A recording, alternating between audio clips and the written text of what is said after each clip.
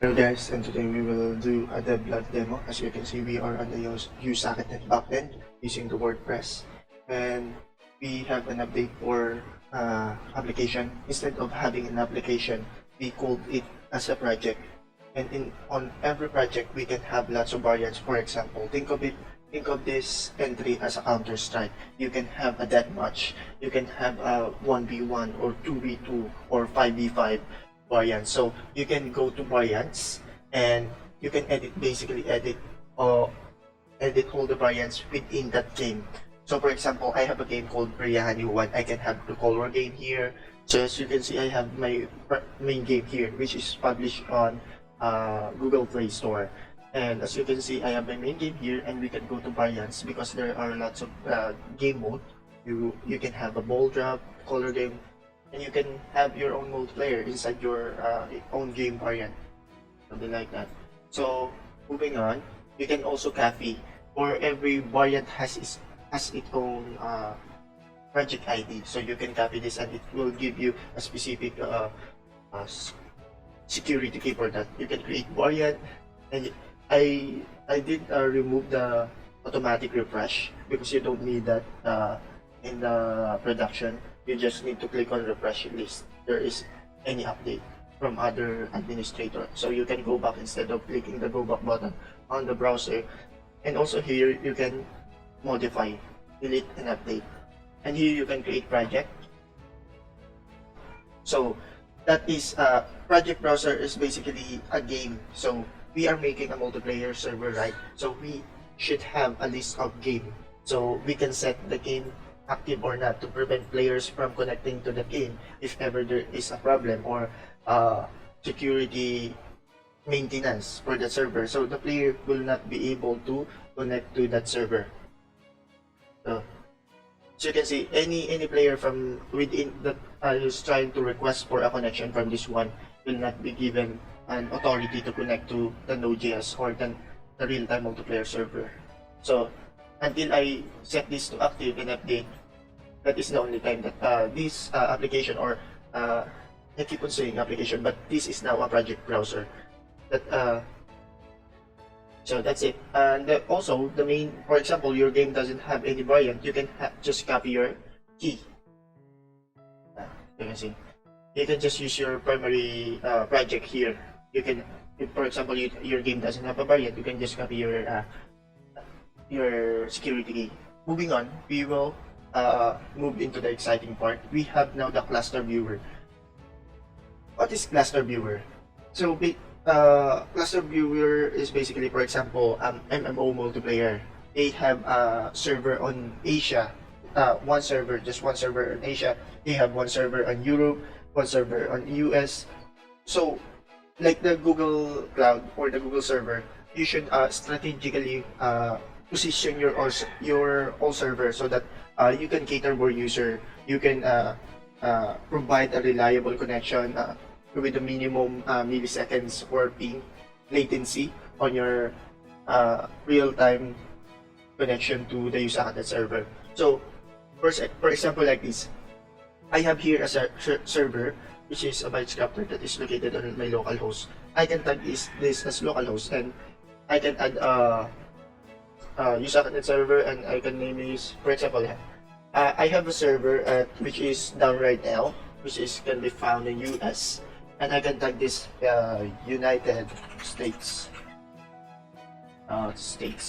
and I can say it's US region, and I want 1 million capacity for this. So I added capacity so that the administrator can take control of the total load caps of your server. Anyways, if you have a very BP machine for this USocketNet server, you can bump it to 2 billion or something like that. So as you can see, we have a US East.net. We can connect it. I think we can. Let's try. Let's take a look. I don't know if it's connected, or I will just instantiate. But while I'm connecting to my cloud, let's try to connect to my local host. So I will try to demo you. So as you can see here I have 3 server. I have my test server, which is demo guy for hosting local host, right? Try to sign in. Game server, master server, chat server, all of it are connected with the socket ID and what port they are connected. So port are used to load balance. So I will try to log in for now. I also have a demo for private message is working using the YP ID or the WordPress ID. We have chatbot here, and sorry for that. And now let's take a look at the cluster viewer. The server is running. I think it's not running. Okay, it's not running. I will try to run. So as you can see, this is my local server. I will show you that is my local server. Using PM2 list, we can list the server. We have the cluster, we have the demo guy, we have the server 1, which is using, which is on right now using a 0% of memory, a CPU, and a memory of 423542. So as you can see, it's all the same. I also take advantage of the event loop latency. I also want to display the event loop. As you can see, we have the event loop latency of this is the event loop, so 0.52, and event loop latency V95 is 1.5 ms. You can also take note of this uptime. Uptime is basically how long the server is running, number of restart, unstable versus normal restart, error occurred in the server, status of the server. Let's take a look. As you can see, it is real time. If I try to shut down server 1, PM2, in the near future, I will give an update about this, that you can just click stop restart here on the UI. But as of the moment, I am currently implementing it. You can click stop start here. PM2 stop server 1. Server 1, which is number 8. So you can see here that it will automatically update. You see that it turns to offline and also on the data itself. Okay, and let's turn it back. PM2 start number 8 instance. It will automatically update here. It tags offline and online, and then it gathers information about that process. Now that it sorry for that. Now that we are done with the connection, let's try to connect to our live server. What is that? See. Okay, the live server. Let's just PM2 list. I will try to instantiate the live server. Okay. PM2 start 0. And now this should work. This is a live server. And we also want to connect to that server. As you can see. So on the live server, we have lots of server running, which is the online, the cluster. Cluster is always online because this is the cluster manager. This manages all of this process. And all of the server is currently offline right now. So if I try to turn on the demo guy, which is PM2 start 1, it will automatically update here and get information about that. Demo guy is now online. Okay. Now, so let's take a look if we can connect this using the local host. This is what I'm saying, that anywhere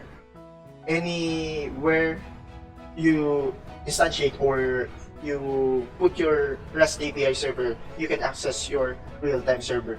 So we are now on localhost. This is not live, but I want to connect to that server. The problem is I need to update. I need to copy the key of this US region. I need to copy this and put this into the instance of that real-time multiplayer server.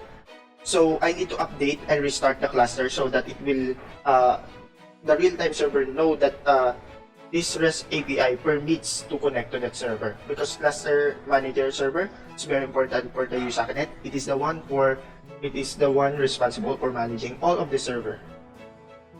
So as you can see, we have a single instance server which contain master, chat, message, and game server.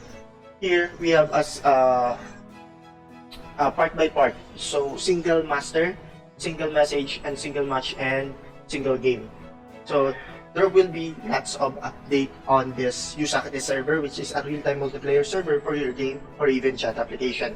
You can use this on an Android, PC, or even if you have a WebGL or HTML5 that support JavaScript, it's okay. You can use this USocketNet. And stay tuned for more updates. Please follow us on our YouTube channel, which is BytesCrafter. Just search on the YouTube, BytesCrafter. YouTube. We always do a DevBlog of this. So as you can see here, sorry for that. So you can see here, we have a row tutorials and demo, which includes USocketNet row DevBlog. I think we have 5. So we have 4 DevBlog of USocketNet from start beginning. By the way, this project started way back 2018, and this is the only time that I continue developing this flagship project of BytesCrafter. And